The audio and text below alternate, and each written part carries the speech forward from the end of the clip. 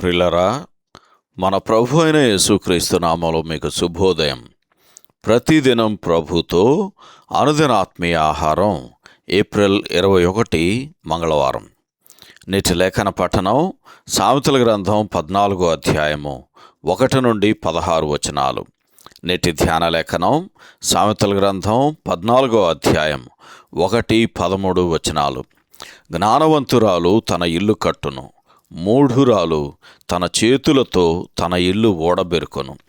ఒకడు నవ్వుచుండినను హృదయమున దుఃఖముండవచ్చును, సంతోషము తుదకు వ్యసనమగును. వ్యాఖ్యానాంశం: జ్ఞానము, మూఢత్వము, సంతోషము. వ్యాఖ్యానాంశం: జ్ఞానము, మూఢత్వము, సంతోషము. వ్యాఖ్యానం: సామెతల గ్రంథం 14వ అధ్యాయము 1వ వచనంలో జ్ఞానవంతురాలు తన ఇంటితో సంబంధం కలిగి ఉంటుందని రాయబడింది. వివాహిత అయిన స్త్రీ తన ఇంటి విషయంలో తప్ప అన్ని రంగములలోనూ క్రియాశీలకమైన పాత్రను పోషించాలని తలంచే నేటి మన పరిస్థితులలో ఈ విధమైన బైబిలు బోధను ప్రత్యేకంగా వివరించటం ఎంతైనా మంచిది. ఈ సందర్భంలో తీతుకు రాసిన పత్రిక 2వ అధ్యాయము 5వ వచనం చదవండి. పిల్లలను క్రైస్తవ విద్యలో పెంచటానికి దైవిక జ్ఞానం అవసరం లేదా? అనుదినము చేసే ఇంటి పనులు కొంతమందికి అల్పమైనవిగా, విసుగు పుట్టించేవిగా కనిపించినా ప్రభు దృష్టిలో అవి ఎంతో విలువైనవి. మూఢత్వము అని దేవుడు పిలిచిన వాటిని తెలియజేసే వచనాలు బైబిలులో అనేకమున్నాయి. కానీ ఆయన వాటిని లోకము చూచిన రీతిలో చూడడు. ఉదాహరణకి కొరింథీయులకు రాసిన మొదటి పత్రిక 1వ అధ్యాయము 19-20 వచనాలు చదివితే మనకు అర్థమవుతుంది. అపరాధ పరిహారార్థ బలిని అపహసించటం మూఢుని లక్షణాలలో ఒకటి అని 9వ వచనంలో చదువుతాం. ఈ విధంగా చేయటం పాపమును పరిహరించటానికి అవసరమైన శిలువను తృణీకరించటమే.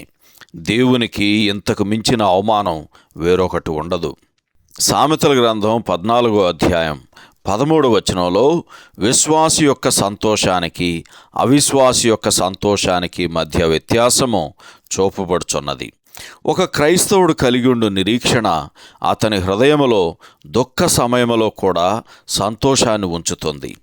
అతడు ఏకకాలములో దుఃఖముతోనూ ఎల్లప్పుడూ సంతోషముతోనూ ఉంటాడు అని కొరింథీయులకు రాసిన 2వ పత్రిక 6వ అధ్యాయము 10వ వచనంలో చదువుతాం. అయితే లోకం విషయం దీనికి పూర్తి భిన్నంగా ఉంటుంది అనేది సత్యము. ఒకడు నవ్వుచుండినను హృదయమున దుఃఖముండవచ్చును అని సామెతల గ్రంథం 14వ అధ్యాయము 13వ వచనంలో చదువుతాం. ఈ లోకము కలుగజేసే సంతోషము రాబోవు తీర్పును గురించి మానవాళికి గ్రుడ్డితనము కలుగజేస్తుంది. అది క్షణమాత్రముండు పాపయుక్తమైన సంతోషము. సహోదరుడు జాన్ కోక్లన్ శుభములతో వందనాలు. ఈ సందేశాలకు సంబంధించి కానీ బైబిల్కు సంబంధించి కానీ మీకేమైనా ప్రశ్నలు ఉంటే ఈ క్రింది నంబరుకు వాట్సాప్ ద్వారా పంపించండి.